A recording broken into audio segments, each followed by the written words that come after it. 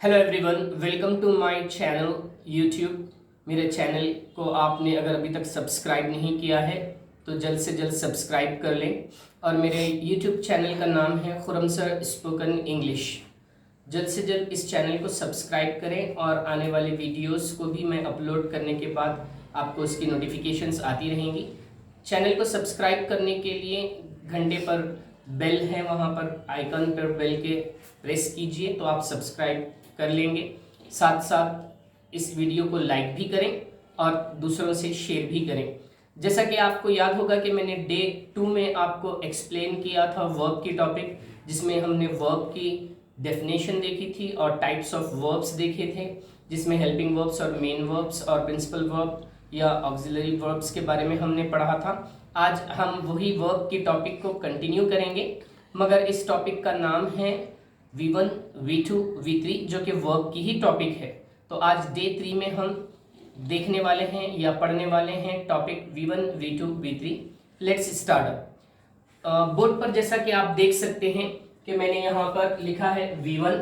V1 का और एक नाम है बेस फॉर्म, या इसे हम फर्स्ट फॉर्म भी कहते हैं या इसे हम प्रेजेंट भी कहते हैं। तो आपको ये जरूर याद रखना है कि V1 के 4 नाम हैं। इसे हम V1 भी कहते हैं, प्रेजेंट भी कहते हैं, बेस फॉर्म भी कहते हैं या फर्स्ट फॉर्म भी कहते हैं। इसके बाद आप यहाँ पर बोर्ड पर देख सकते हैं मैंने लिखा है V2। V2 का दूसरा नाम है सेकेंड फॉर्म, या V2 को हम कह सकते हैं पास्ट। इसके बाद आपको बोर्ड पर दिखाई दे रहा होगा V3, जिसे हम कहते हैं थर्ड फॉर्म, या इसका और एक नाम है पास्ट पार्टिसिपल। तो ये पूरे नाम आप अच्छी से दिमाग में अपने रख लें।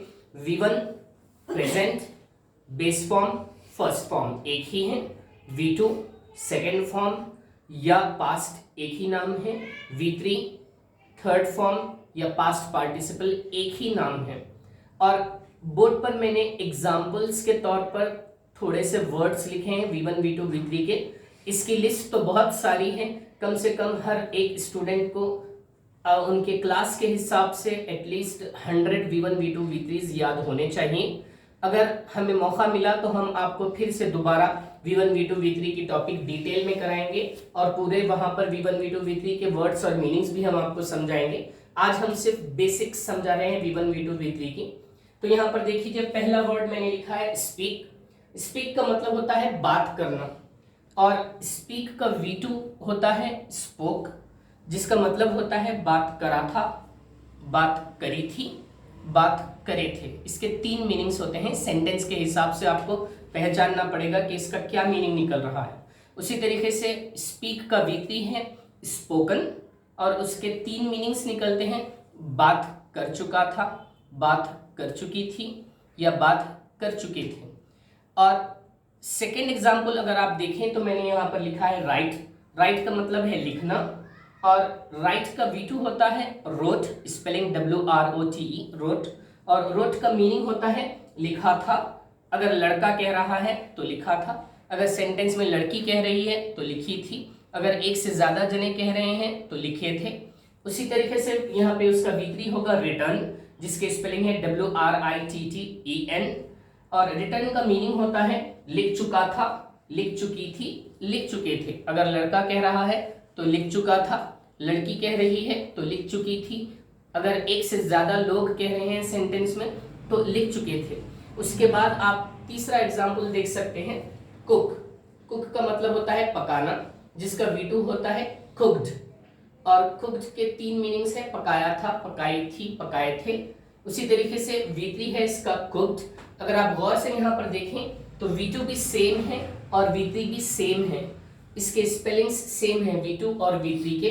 कैसे आप पहचानेंगे सेंटेंस में कि ये V2 है या V3 है, वो सेंटेंस के अकॉर्डिंगली आपको समझ में आ जाएगा। जब मैं आपको डिटेल में V1, V2, V3 के टॉपिक अगले क्लासेस में समझाऊंगा तो इंशाल्लाह आपको उस वक्त समझ में आ जाएगा कि कैसे आइडेंटिफाई करते हैं V1, V2 और V3। इसके बाद आप देख सकते हैं यहाँ पे नेक्स्ट एग्जाम्पल मैंने लिखा है रीड। रीड का मतलब होता है पढ़ना, और इसका V2 होता है रेड। अगर आप गौर से देखें तो मैंने रीड कहा है V1, और उसका V2 मैंने रेड कहा है। स्पेलिंग सेम है READ, मगर इसका प्रोनाउंसिएशन अलग होता है। स्पेशली स्पोकन इंग्लिश में इसे हम रेड कहते हैं। अगर मैंने कहा आई रेड मैगजीन तो इसका मतलब होता है कि मैं मैगजीन पढ़ा था। अगर यही जुमला आई रेड मैगजीन कोई लड़की कह रही है तो उसका मतलब होता है मैं मैगजीन पढ़ी थी। तो इसीलिए मैंने यहाँ पे लिखा पढ़ा था, पढ़ी थी। और अगर एक से ज्यादा लोग कह रहे हैं ये जुमला वी रेड मैगजीन, तो हम लोग मैगजीन पढ़े थे। यहाँ पर आप देख सकते हैं कि V3 भी सेम है और यहाँ पे V3 में हम रीड पढ़ेंगे अगेन। तो V1 को हम रीड पढ़ेंगे, V3 को भी हम रीड पढ़ेंगे, मगर V2 को हम रेड पढ़ेंगे। और यहाँ पे V3 में आमतौर पर उसका मीनिंग निकलेगा सेंटेंस के हिसाब से। लड़का अगर कह रहा है तो पढ़ चुका था, लड़की अगर कह रही है तो पढ़ चुकी थी, एक से ज्यादा लोग कह रहे हैं तो पढ़ चुके थे। नीचे मैंने एग्जाम्पल में आपको समझाया है, जैसे कि first example I read newspaper, bracket में मैंने लिखा मैं न्यूज़पेपर पढ़ा था। अगर यही सेंटेंस लड़की कह रही है आई रीड न्यूज़पेपर, तो उसका मीनिंग होगा मैं न्यूज़पेपर पढ़ी थी। उसके बाद ही रेड न्यूज़पेपर, जिसका मतलब वो लड़का न्यूज़पेपर पढ़ा था। फिर उसके बाद शी रेड न्यूज़पेपर, इसका मतलब है वो लड़की न्यूज़पेपर पढ़ी थी। दे रेड न्यूज़पेपर, इसका मतलब वो लोग न्यूज़पेपर पढ़े थे। इसकी डिटेल में टॉपिक V1, V2, V3 की हम आपको फिर से एक्सप्लेन करेंगे, जिसमें कम से कम हम आपको कोशिश करेंगे ज्यादा से ज्यादा V1 और V2, V3 के एग्जांपल्स मीनिंग के साथ समझा सकें, लेकिन वो बहुत ही लंबा सेशन होगा। And at least you should remember 99 और 100 V1, V2, V3। अगर आपको ये 100 V1, V2, V3 अगर याद होंगे तो आपको सेंटेंसेस बनाने में बहुत आसानी होगी। और ये V1, V2, V3 topic verb की टॉपिक में ही आती है, जो कि डे 2 के बाद हम ये डे 3 में आज कंटिन्यू आपको समझा रहे थे। अगर आपको हमारा वीडियो अच्छा लगा और अगर आपको हमारा वीडियो समझ में आया तो इसे सब्सक्राइब करना ना भूलें। और सब्सक्राइब करने के लिए मेरी वीडियो के नीचे एक घंटे की एक आइकन या सिंबल दिया गया है, उसको क्लिक करें, सब्सक्राइब करें और उसको लाइक भी करें और उसको शेयर भी करें ज़्यादा से ज़्यादा। और thanks for joining us again on the day 3 for the topic V1, V2, V3. In the next coming days, I will also try to make videos for the class 6, 7th, 8th and 9th and 10th, their lessons, each lessons of 6th class English reader and then lessons of 7th class, 8th and 9th class and also 10th class, to help you students also to learn the lessons. So उम्मीद करता हूँ कि आपको अपना video ये आज का पसंद आया होगा।